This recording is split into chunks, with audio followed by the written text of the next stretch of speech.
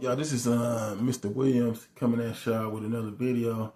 And so I just want to tell my story of how I got robbed in the Dominican Republic. But it's a whole backstory to that. Last year I decided to try to move to the Dominican Republic permanently. I had a lot of money saved up.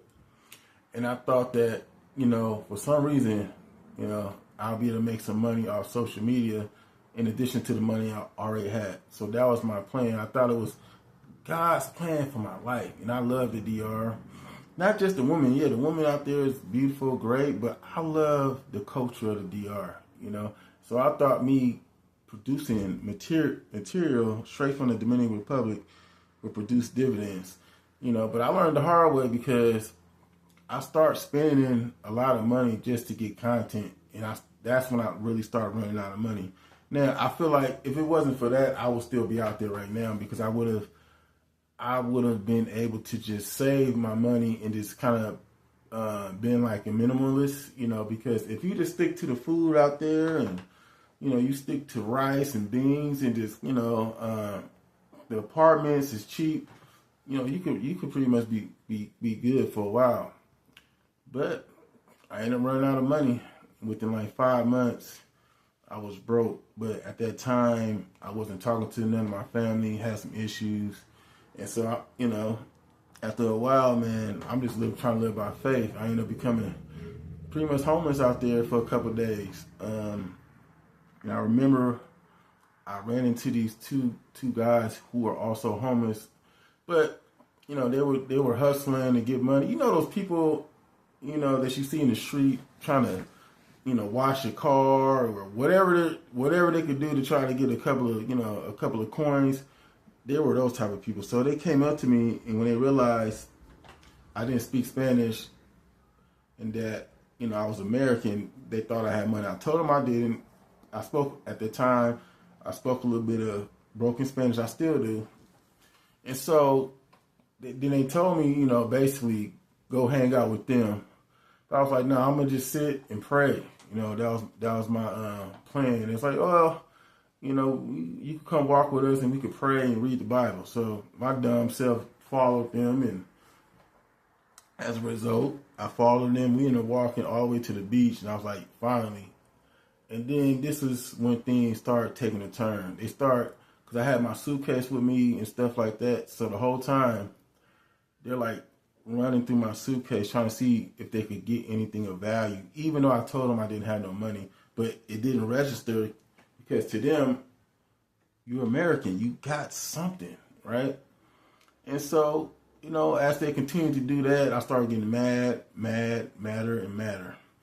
And so eventually they decided I didn't really have nothing, but they wanted to take my bag, and I just wasn't gonna let them do that.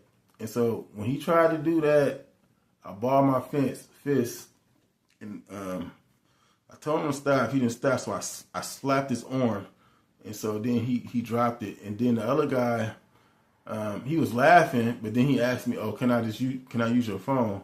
And my dumb self thought he was trying to make a call. He took the phone and started running. He started running with it. Now, for some reason, he asked me what's the code. I gave him the code before. I don't know why I did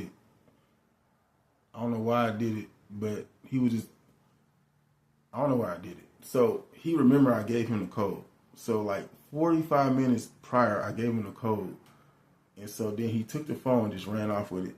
And he had a big smile on his face just looking at me like, oh, you can't catch me. I couldn't catch him. I was like, and I begged him to stop. He didn't listen. But his friend, as I started to run and pick up my speed, I couldn't catch the guy on my phone, but his friend, I seen that I was able to catch him. And so his friend seen me chasing after him, but his friend couldn't get away. So I picked up my speed. I started chasing him. As I was chasing him, I got hit by a car. Boom, that car was going at least 25 miles per hour. I would say faster than that because it was a big street. It was the best. It was at the beach in Santo Domingo, so it's like a beach, and then you got like a strip full of like hotels and stuff. That street, I don't know the name of it, I forgot. So it had to be going at least like 30. It hit me, boom.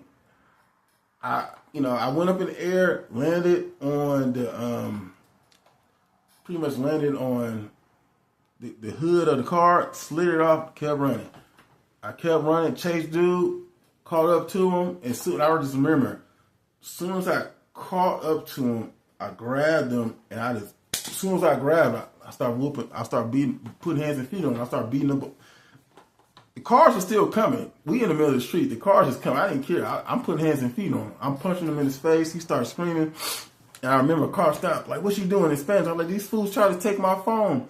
As soon as I said that, they already believe me because they know how it is in the DR. And when, I had dude hemmed up, choked up, and his friend finally realized, that it was just him. So he came back, like talking stuff in Spanish, and I'm thinking, in my mind, I'm like, this dude probably broke my phone, bro. So I was about to get down. I was about to stump dude out. I was about to beat the hell out of both of them. I would have went to prison. I didn't care. And I seen that my phone wasn't broke, and from there I kind of relaxed, and I just wanted my phone.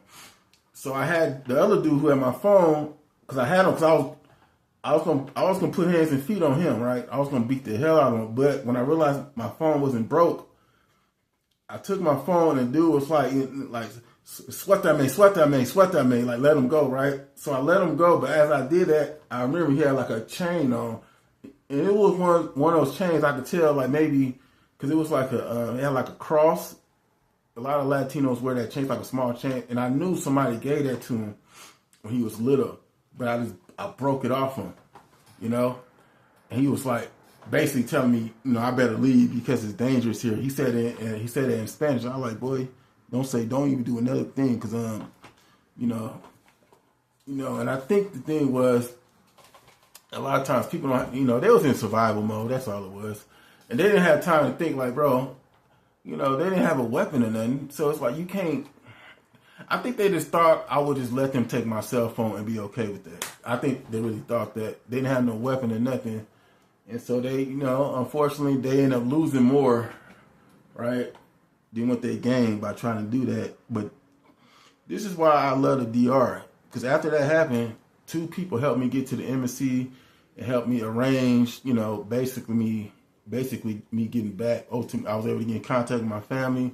So shout out to the Dominicans that helped me, because you had 2 Dominicans that tried to hurt me, but right after that you had 2 Dominicans where I rode on the back of their motorcycle all the way to the embassy, and didn't have nothing. So I'm back out here, but shout out to those Dominicans, and people, even though I was flat broke out there, you still have people helping me. I was able to stay in a hotel, for free until I got the money to pay it. I mean, it was all good. Shout out to the DR. But yeah, that's my story. I learned a lot. I would never do that again. And I respect the fact that, some people, they just really desperate. If I was to see them again, I wouldn't hurt them. I just pray that I'd be in a position to give them some money and help them out, Unless they try to do something else, then it's going to get real bad. You know what I mean? You better have a weapon. I ain't the one. You deal with somebody like me, you better have a weapon, because otherwise, it's going to get wild.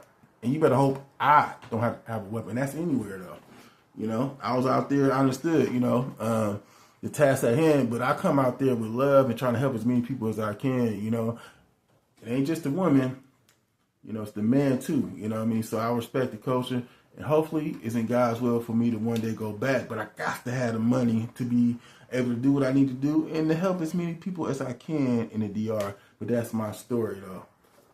Brother Williams.